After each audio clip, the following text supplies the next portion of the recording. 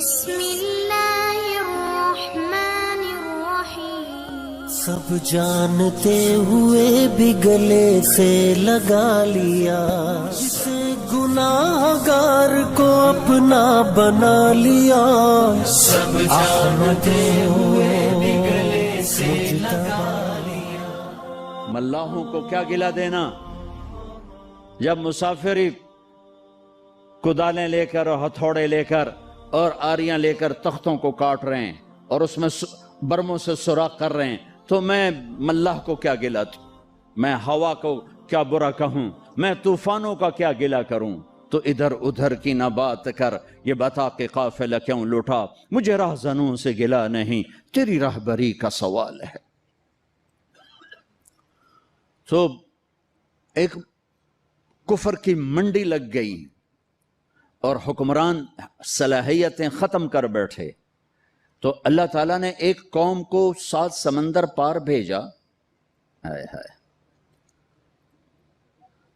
جہانگیر کے سر میں درد تھا، اس وقت یہ مدراس پہ انگریز اپنی کالونیاں بنا چکے، اس کو وہ ٹھیک نہیں ہوتا تھا، تو ایک انگریز ڈاکٹر نے اس کو، ایلوپیتھی تو فوری اثر کرتی، اس کو گولی دی، وہ ٹھیک ہو گیا، ایک دم ٹھیک ہو۔ کہا کیا مانگتے ہو؟ کیا مانگتے ہو؟ کہا جی مجھے ہمیں تجارت کی اجازت دیجیے۔ تو نے اجازت دے دی۔ تو اس کے ایک وزیر نے کہا بادشاہ سلامت، مجھے یہ مکار نظر آتے ہیں، ان کو اجازت نہ دیں، یہ کل کو خطرہ بن سکتے ہیں۔ لیکن اس وقت مغلیہ سلطنت سے چھائی ہوئی، وہ ندی کیڑی اوقات، کیا پدی کا شوربہ، یہ کیا کر لیں گے؟ لیکن وہ وزیر کوئی بڑا ہی سیانا تھا جو آگے دیکھ رہا تھا۔ تو محمد شاہ رنگیلا 22 سال حکومت کر کے شراب عورتوں میں ڈوب کے زندگی گزار کے مر گیا۔ 22 برس کی حکمرانی کوئی چھوٹی حکمرانی نہیں ہوتی۔ اس میں نادر شاہ درانی کا، تیمور نے لوٹا تغلقوں کے دور میں، اور نادر شاہ درانی نے حملہ کیا محمد شاہ رنگیلی کے دور میں، اور کوہنور، آپ نام سنا؟ کوہنور میں نے دیکھا ہے 2-3 دفعہ انگلینڈ میں، ملکہ وکٹوریا کے تاج میں ہے، لیکن اب اس کی وہ شان نہیں ہے، اس کو انہوں نے 3 حصوں میں 3 ٹکڑوں میں کر دیا ہے، 3 ٹکڑے بنا دیے ہیں، تو وہ ایک سلیم میں ہے اور 3 ایسے پٹی میں رکھے ہوئے ہیں، لہذا اس کا وہ نام اب اس پہ نہیں لگ سکتا۔ علاؤ الدین خلجی ایک بہت نیک حکمران گزرا ہے، خلجی خاندان کا، 35 برس حکومت کی۔ اس نے دکن کا ایک شہر تھا دیوگری، اس پہ کیا حملہ۔ جب خزانے کا دروازہ کھولا تو اس میں ایک ہیرا پڑا ہوا تھا، وہ ہیرا اتنا بڑا تھا کہ علاؤ الدین خلجی کے منہ سے نکلا، کوہ نور، یہ تو نور کا پہاڑ ہے، کوہ نور، یہ تو نور کا پہاڑ ہے۔ وہاں سے وہ اس کا نام پڑ گیا کوہ نور۔ تو جب بیچ میں تاریخ بھی سنا رہا ہوں اور کچھ اپنے ملک کے بعد سنانا چاہتا ہوں، پتہ نہیں میں پورا کر سکوں نہ کر سکوں، جو کچھ یادداشت میں ہے، کوئی پڑھ کے نہیں ہے، جو کچھ یادداشت میں ہے وہ آپ سے شیئر کر رہا ہوں۔ وہ نادر شاہ نے کہا وہ کو نور کدھر ہے؟ تو پتہ نہیں، سارا خزانہ دیکھ لیا، نہیں ملا۔ پھر اس نے محمد شاہ رنگیلے کے آدمی کو پیسے لگائے، کہا جی وہ اس کے پگڑی میں چھپا ہوا ہے، یہاں رکھتا ہے۔ تو اس نے ضیافت کی،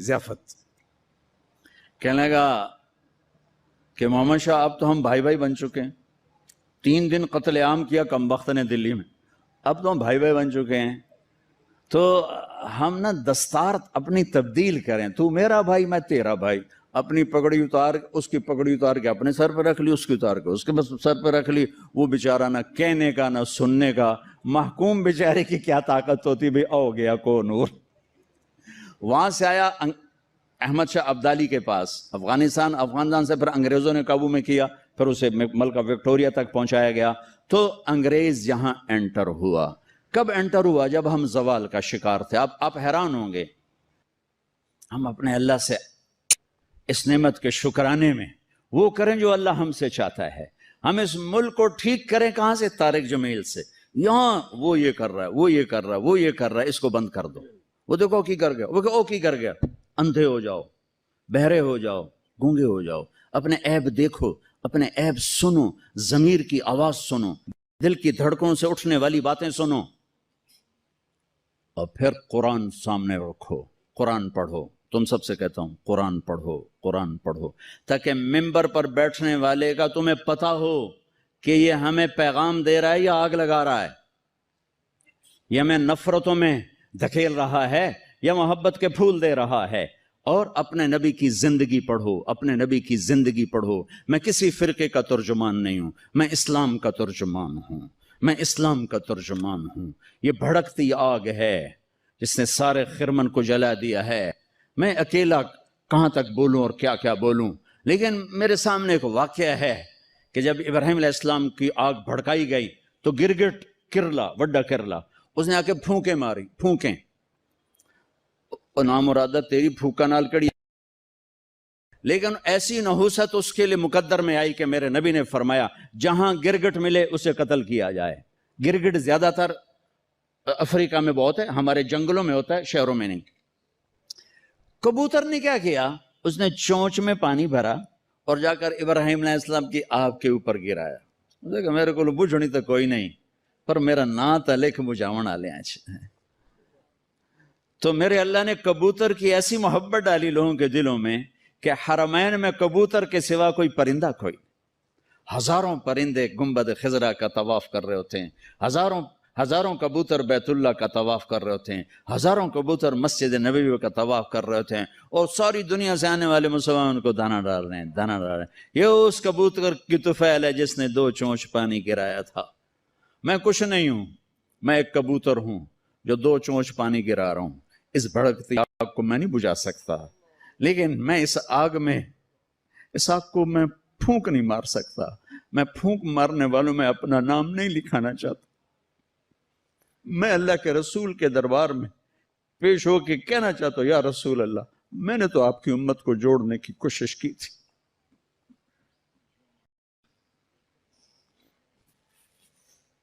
یا کسی کے کافر کہنے سے کوئی کافر کوئی تھوڑا ہی ہو جاتا۔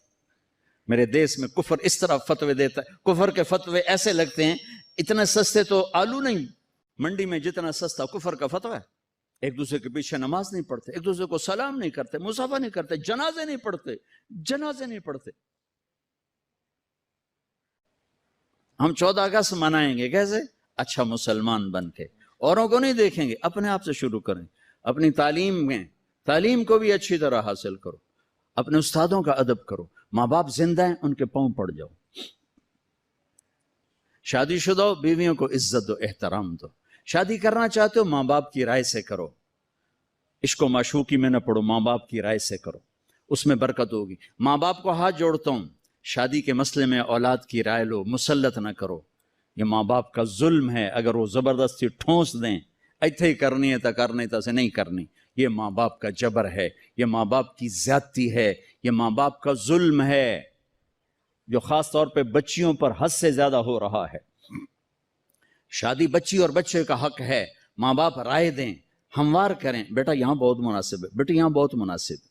لیکن اگر وہ ہاتھ جوڑ کر کہے کہ میں نہیں کرنا چاہتی، نہیں کرنا چاہتا، پھر تم والدین کو اللہ رسول کا واسطہ دیتا ہوں زبردستی نہ کرنا، یہ تمہاری زیادتی ہوگی۔ لیکن تمہیں اللہ رسول کا واسطہ دیتا ہوں، اگر والدین زیادتی کریں نا تو سہ جانا، اس کے پیچھے بڑی برکت کے دروازے کھلیں گے، بہت برکت کے دروازے کھلیں گے، بہت برکت کے دروازے کھلیں گے۔ کورٹ میرج کے چکر میں نہ پڑنا، بہت بے برکتی ہوتی ہے، زندگی تلخ ہو جاتی ہے، زندگی ویران ہو جاتی ہے۔ اپنے جذبات کو قربان کرنا، جب تم اللہ اپنے ماں باپ کے لیے کوئی جذبہ قربان کرو گے، اللہ وہاں سے تمہارے لیے دروازے کھولے گا عزت کے کہ تم سوچ بھی نہیں سکتے، تمہارے وہم و گمان میں بھی نہیں ہے۔ یہ چند روزہ زندگی گزر جائے گی، آنے والا دن بہت لمبا ہے اور آنے والی زندگی لامحدود ہے۔ تو بھائی ہم اپنے دیش کو حسین بنائیں، محبت کے ساتھ، نفرت چھوڑ دو، بغض چھوڑ دو، عداوت چھوڑ دو، لڑنا چھوڑ دو، آپس میں الفت و محبت سے رہنا سیکھو، معاف کرنا سیکھو، درگزر کرنا سیکھو۔ مالداروں سے کہتا ہوں ٹیکس کی چوری نہ کرو، حکمرانوں سے کہتا ہوں ظالمانہ ٹیکس نہ لگاؤ، اپنی عیاشیاں کم کرو، ٹیکس نہ بڑھاؤ، اپنی عیاشی کم کرو۔ ہمارے ہاں لوگ ٹیکس چراتے ہیں، انکم ٹیکس والے اور یہ مالدار لوگ آپس میں مل کے کچھ پیسے انکم ٹیکس والی کی جیب، کچھ اس کی جیب میں، تھوڑے سے پیسے حکومت کے. میں کہتا ہوں دے دو، جتنا ٹیکس مانگتے ہیں دے دو. اگر یہ ظلم ہے تو تمہارا صدقہ ہو کے قبول ہو جائے. چوری نہ کرو. کہ جھوٹ سے جان بچانا تو جائز ہے، مال بچانا کہتے ہوں کہ میں مفتی نہیں ہوں، لیکن میرا ضمیر کہتا ہے کہ پیسہ بچانے کے لیے جھوٹ نہیں بولنا چاہیے، خاص طور پر جب حکومت کے خزانے میں جا رہا ہو. آگے حکومت اس کو عیاشی میں اڑا دے یا تمہارے کام میں لگا دے، لیکن یہ چوری نہ کرنا، پیسے کے لیے جھوٹ نہ بولنا. جان بچانے کے لیے ٹھیک ہے آدمی جھوٹ بول سکتا ہے، لیکن مال کے لیے جھوٹ بولے ہوئے 4 پیسے اور بچا لوں، یہ نہ کرو. اور حکمرانوں سے کہتا ہوں کہ ایسے ظالمانہ ٹیکس نہ لگاؤ کہ تمہاری ایک ایک دن کے عیاشیوں پر ہزاروں خاندان پل سکتے ہیں. مقروض خاندان کے عیاش حکمران. عمر رضی اللہ تعالیٰ عنہ کے زمانے میں قحط آیا، گوشت کھانا چھوڑ دیا. جب تک قحط دور نہیں ہوا بوٹی کو ہاتھ نہیں لگایا کہ کیا میری ساری رعایا گوشت کھا سکتی. جب تک قحط دور نہیں ہوا. میں نہیں کہتا تم عمر بن جاؤ گے، چونکہ ہم جیسے عوام، جیسی راجا ویسی جیسی پرجا ویسا راجا، جیسے ہم ویسے ہمارے حکمران. مامون رشید سے کسی نے کہا تو ایڈا وڈا بڑا من ہے بادشاہ. میں نہیں، عمر کیڈا وڈا بادشاہ تھے، کیڈا زبردست خلیفہ گزریا ہے. وہ بڑا سمجھدار تھا، کہنے لگا عمر کے عوام تھے ابو ہریرہ اور میرے عوام ہو تم. اگر میں بن گیا نا عمر تو تم تو مجھے پاگل سمجھ کے باہر نکال دو گے. پہلے تسی ابو ہریرہ بنو پھر میں عمر بن جانا. ہوں تسی تو رہو میں بدماش تھا، میں آخو میں عمر بن جا. ہمارے سارے تاجر جھوٹے ہوں، سارا بازار جھوٹ پر ہو، خیانت پر ہو، اور حکمران وہ کیسے آ جائیں گے دیانت پر. تو میں سارے طبقات سے کہتا ہوں کہ آؤ بھائی ہم دیس بنائیں، اپنی ذات سے شروع کریں، اپنی ذات سے. تو انشاءاللہ یہ پھلے گا پھولے گا. اللہ کو منظور ہوگا، ہم اپنی زندگی میں دیکھ لیں گے. نہیں منظور ہوگا تو اللہ قبروں میں دکھا دے گا. نیت کرتے ہو سارے بھائی؟ سارے نیت کرتے ہو نا؟ اور آخر میں ایک بات سب سے کہتا ہوں کہ تم سب ہمارے بچے اولاد ہو، آؤ یہاں سے توبہ کر کے اٹھیں، انشاءاللہ دعا قبول ہوگی. آپ سارے توبہ کی نیت کر لو، ٹھیک ہے؟ کرتے ہو توبہ؟ کہو میرے ساتھ یا اللہ میری توبہ. پھر کہو یا اللہ میری توبہ. پھر کہو یا اللہ میری توبہ. ماشاءاللہ اب مبارک ہو، آپ کے کبیرہ گناہ معاف ہو گئے. آئندہ کوئی کرو گے تو پوچھا جائے گا.